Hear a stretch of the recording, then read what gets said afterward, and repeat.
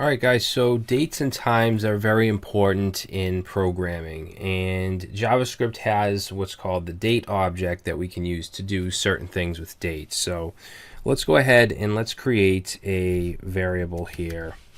Let's just create our val variable like we've been doing. And I'm going to set val. Actually, you know what I'm going to do is I'm going to set a constant called today, and we're going to set it to new date. Okay, so this is basically instantiating the date object, and if we don't pass anything in here by default, it's going to be today's date. So if we go down and we say val equals today, and then we console log val and save, you'll see down here we get today's date. All right, and if we were to look at the type, so if we say type of val, we're going to get object, because the date is actually a reference type, which is an object. We could change it to a string if we want. So if we said actually we couldn't do it like that. We'd have to do val equals today dot to string, and then it would be a string. All right, so we could do that if we wanted to, if you wanted to do some stuff with strings with the date. Anyways, I'm going to go back to just logging the val, and what I want to do now is show you how we can change it to a different date.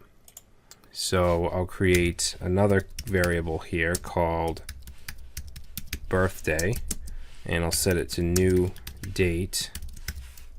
And then in here, we can specify this in many different ways. So one way would be to do, I could do 9-10-1981. And then if we were to change the val, which is what we're logging, to birthday and save, you'll see it's in the same format, except it's now September 10th, 1981. Now this here is the time. So we have the hours, the minutes, the seconds.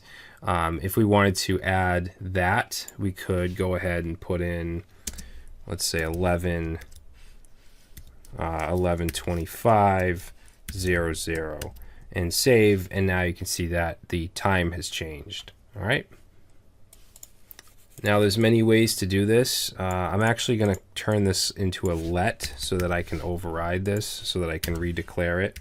So I'm going to say let. Actually, I'll just copy this, just to show you that there's other ways that we can create dates. So I can actually say September 10, 1981 and save. Let's see, birthday has already been declared. Oh, we don't want to put let again. And you can see that it also gives us September 10th. All right. We could also do it, get rid of that let. We could also do it this way. We could say 9/10/1981. And there's a lot of ways to do it. So you may want to look at the documentation on, what is it? Let's see, JavaScript date object. Let's see, so on the Mozilla, on MDN, this will show you a lot of different things here. And we're going to go over most of this. We're going to go over, like, the get date, get day, get year, all this stuff. But this gives you all the information about the date object. All right, so let's say we want to get the month. All right, so I'm going to use today instead of birthday. So I'm going to say val equals today dot get month. Now if I save this, you'll see it's going to log 10, and if we look at the date today, it's 11/9. It's actually November, but this is actually 0 based.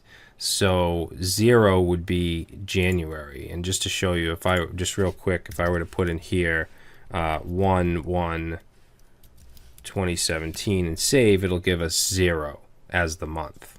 Okay, so just keep that in mind, and that confuses a lot of people.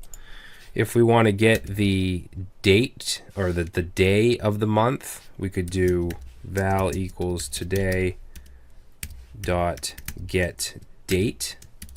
So if we go ahead and save that, we get 9, and you can see that it is in fact 11/9. If we want to get the day, we could say today dot get day and save, and we get 4. So we get a numerical representation of the day. Today is actually Wednesday, so it's basically going Sunday, Monday, Tuesday, Wednesday, which is the 4th day. All right, so let's see, we can also get the year. So let's say val equals today dot get full year. That gives us 2017. We can also get the we can deal with times. So if we want to get the hours, we can say get hours, which gives us 11. And if we look down here, it's 11:20. We can get the minutes. If we look at that, we get 21. It's 11:21. We can get seconds.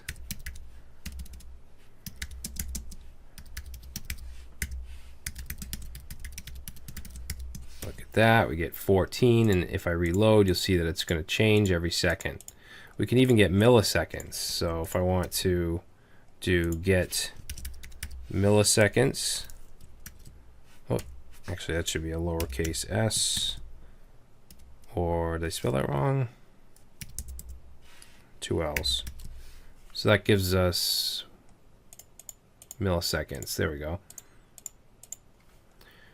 All right, and then we can also get a timestamp, the current timestamp. So if we say val equals today dot get time and save, that gives us a timestamp. Okay, and that's going to change with every reload. A timestamp, it's basically the amount of time, the amount of seconds that have passed since, what is it, January 1st, 1970. So another thing we can do is we can actually set all this stuff as well. So for instance, let's take the birthday date we have up there, and let's say dot set month, and we'll set it to 2. All right, and then I just want to log birthday. And now we get March 10th. Okay, it started as September 10th, but now it's March 10th.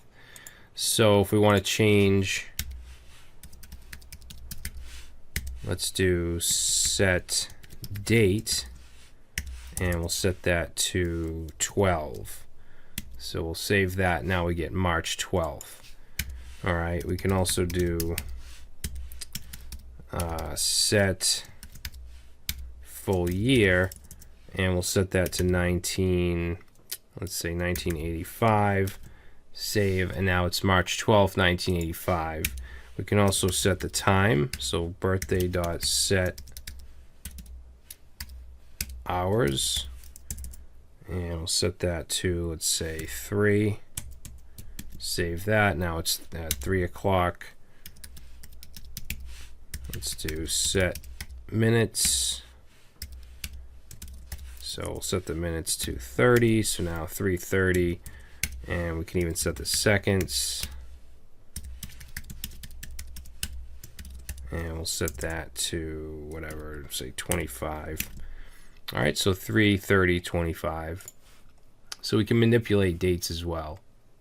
All right, guys, so that's going to do it for dates. If you want to learn a little more about the date object, I'd suggest looking at the MDN documentation, but that's going to be it for now. In the next video, we're going to start to look at control structures. We're going to look at conditionals, so if statements, comparison operators, and then we'll move on to switches and functions and all that good stuff. All right, so that's it. I will see you in the next lecture.